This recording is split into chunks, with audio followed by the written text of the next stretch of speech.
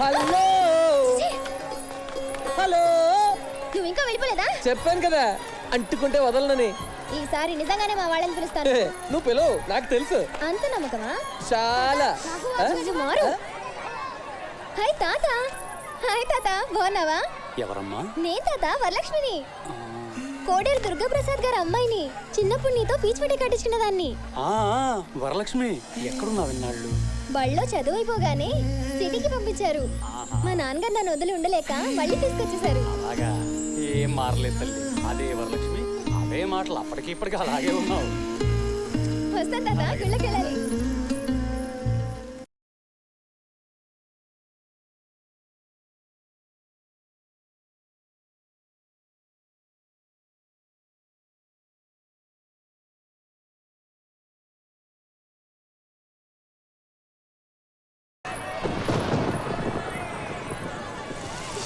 అయ్యో వాన.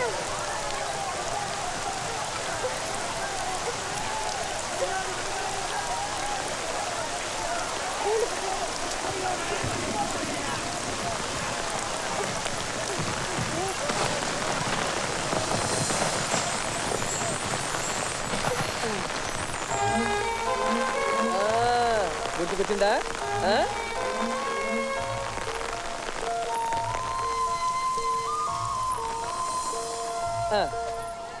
గుర్తుకొస్తున్నాయా? బాగా అయిపోయింది, మంది అయిపోయింది. ముసుకొలుతుందేంటి? గుర్తుకొచ్చాయా? వచ్చేదాకా వదలను.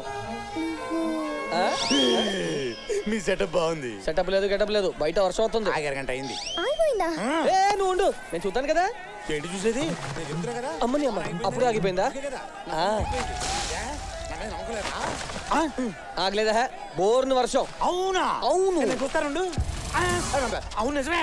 నా కొడుకది కొడుకు. గుర్తుకొచ్చిందా? నాకేం గుర్తు రావట్లేదు. పీచు మిఠాయి గుర్తుంది, అదమ్మ తాత గుర్తున్నాడు. ఇంకేం గుర్తులేవా? ఏంటా నేను అసలు? అదేనమ్మా, చిన్ననాటి జ్ఞాపకాలు ఇంకేం గుర్తులేవా అని అడుగుతున్నాను. గోదావరి గట్టు, గట్టు మీద చెట్టు, చెట్టు పక్కన బడి. చెట్టు పక్కన బడి. ఇంకా గుర్తురాలేదా? అబ్బబ్బబ్బబ్బబ్బా.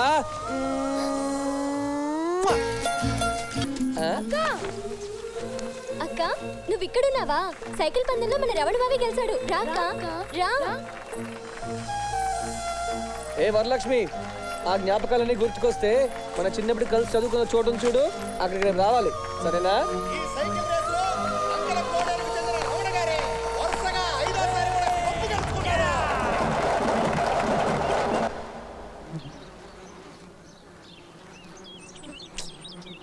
వస్తుందా రాదా?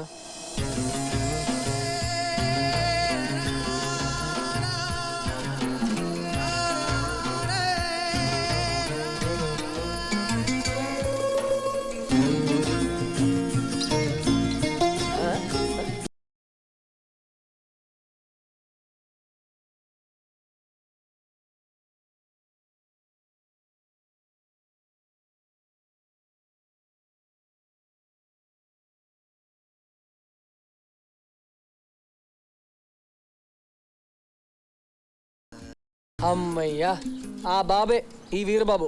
నన్నెలా గుర్తుపట్టా? ఆ రోజు నువ్వు హాస్టల్ నుంచి ఇంటికి వచ్చావు చూడు, అప్పటి నుంచే టచ్ లో ఉన్నావమ్మా. నువ్వే గుర్తుపట్టలేదు, నేను చెప్పలేదు. చెప్పకుండా నేను తగ్గొట్టడానికి రకరకాలుగా ట్రై చేశా. అబే, నువ్వు పడలేదు, నేను బాధపడలేదు. పైగా సంతోషం వేసింది. జాతరలో నువ్వు పీచ్ మిఠాయి కట్టించుకున్నప్పుడు అనిపించింది ఇంకా నీకు చిన్ననాటి తీపి గుర్తులు గుర్తున్నాయని. పిచ్చోడా, నువ్వైనా అప్పుడప్పుడు మర్చిపోయి ఉండొచ్చు కానీ ఆ తీపి గుర్తుల్ని నా ప్రాణం ఉన్నంత వరకు మర్చిపోలేను.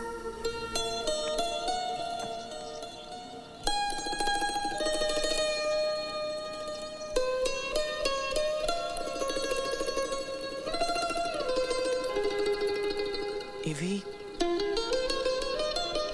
ఇవి ఇంకా నీ దగ్గర మనసులో దాచుకున్నవి, ఎప్పటికీ మర్చిపోలేను.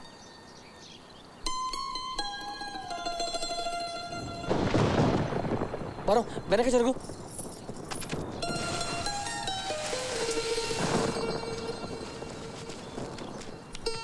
ఏంటి మట్టి? ఇది ఉత్తి మట్టి కాదు, ప్రాణమున్న మట్టి. నీ అడుగు చెప్పులని తనలో దాచుకుని ఇన్నాళ్ళైనా మళ్ళీ గుర్తుకు తెచ్చింది. వర్షం వస్తే కొట్టుకుపోకుండా ఆ జ్ఞాపకాలని మూట కట్టాను. ఇది నీ దగ్గర ఉంటే నా గుండె చెప్పుడు వినిపిస్తుంది. విను.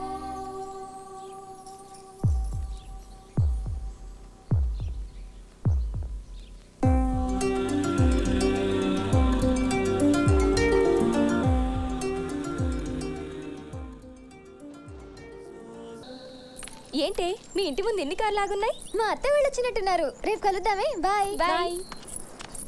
వరలక్ష్మికి బాగుంటుందని ఈ చీర తెచ్చాను. అదిగో మాటల్లోనే వచ్చేసింది. నా గురించే మాట్లాడుకుంటున్నారా? ఈ కలర్ నీకు బాగుంటుందని నేను, బాగోదని మీ పిన్ని వాదం వేసుకుంటున్నావు. నువ్వు చెప్పు. పట్టుకుంటే ఎలా తెలుస్తుంది? కట్టుకుంటేనే కదా తెలిసేది. ఒక్క నిమిషం. కట్న కానుకల గురించి కూడా ఒక మాట అనుకుంటే బాగుంటుంది కదా. కట్టమా ఎంత మడతేసాం ఏంటి? మగ పెళ్ళోళ్ళు ఏ రేట్లో ఉన్నారో ఏమో, అసలు మేము తోగలమో లేదో చెప్పాలి కదా. మళ్ళీ ఇదో మడత. మాదంతా fixed rate, no rebate no discount. మరైతే సరుకు నాణ్యం చూసుకోవచ్చా? మడతేం కాదు, ఇంకానేం ట్రైల్ వేసుకోవచ్చా అని అడిగావు కాదు. బావా బాలేటోడివి. అసలు ఈ పెళ్లి మన వరలక్ష్మికి ఇష్టమో కాదో మాట అడిగితే బాగుంటుందేమో. మన ఇళ్లలో ఆడపిల్లలు ఎప్పుడైనా అడిగేవేట్రా?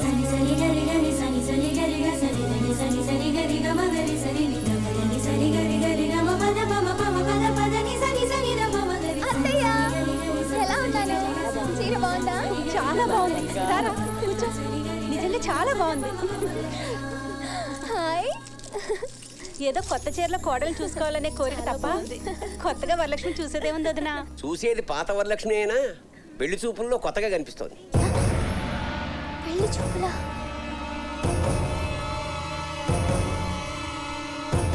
ఇదిగో బావా, కట్న కానుకలు లేవు కదా అని చెప్పి మర్యాదల్లో మడతలెట్టేస్తే ఊరుకునేది లేదు. ఒక మాట అనుకుంటే మంచిది.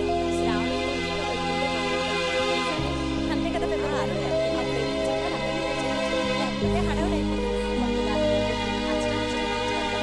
అమ్మా కొంచెం తలపోటుగా ఉంది. సరే లోపలికి వెళ్ళి. వరలక్ష్మికి మా అందరి దిష్టే తగిలేసింది వదినా. వరలక్ష్మి ఏంటి వీరబాబు ఇక్కడ. ఊరి దగ్గర అన్నదానం ఏర్పాటు.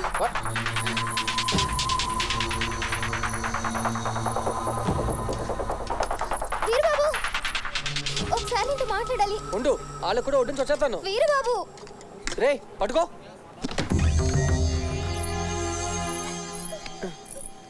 ఏంటి ఏమైంది? ఏమైంది? ఆ రమణ వాళ్ళ అమ్మ నాన్నలతో బయటికి వచ్చాడు. వస్తే ఊరికి రాలేదు. చుట్టాలందరినీ వెంట పెట్టుకొచ్చాడు. పెళ్లి చూపులంట. మా ఇంట్లో వాళ్ళు కూడా వెంటనే ఒప్పేసుకున్నారు. ముహూర్తాల గురించి కూడా మాట్లాడేసుకున్నారు. నాకేదో భయంగా ఉంది వీరబాబు. నాకేదో ఏయ్. భయంగా. పెళ్లి చూపులే కదా జరిగాయి, పెళ్లి కాదు కదా. ఎందుకంత భయం? పీటల మీద పెళ్లిళ్ళే ఆగిపోతున్నాయి. అంతవరకు వస్తే నా వెనక మా ఊరు మొత్తం వస్తారు. నిన్నిచ్చి పెళ్లి చేయమని అడుగుతారు. ఏం అడుగుతారు? 14 ఏళ్ల నుంచి మా ఊరి సీతమ్మ వారిని మీ ఊరి వాళ్ళు తీసుకెళ్ళలేకపోతున్నారు. అంత గట్టి కష్టం నన్ను నువ్వు పెళ్లి చేసుకోడు. దానికి దీనికి సంబంధం ఏంటి? మీ నాన్న ఒప్పిస్తానని చెప్తున్నాను కదా. అయ్యో మా నాన్న గురించి నీకు తెలియదు వీరబాబు. అన్నిటికీ స్థాయి స్థాయి అని మాట్లాడతారు. ఆయన స్థాయి మనుషులు కాకపోతే కనీసం మాట కూడా మాట్లాడరు. అసలు మీ ఊరి పేరు చెబితేనే ఆయన ఇంత లేస్తారు. అలాంటిది నీకు ఇచ్చి పెళ్లి చేస్తారా? నాకంత అయోమయంగా ఉంది. వాళ్ళ మాటలు తలుచుకుంటేనే పిచ్చికిపోతుంది.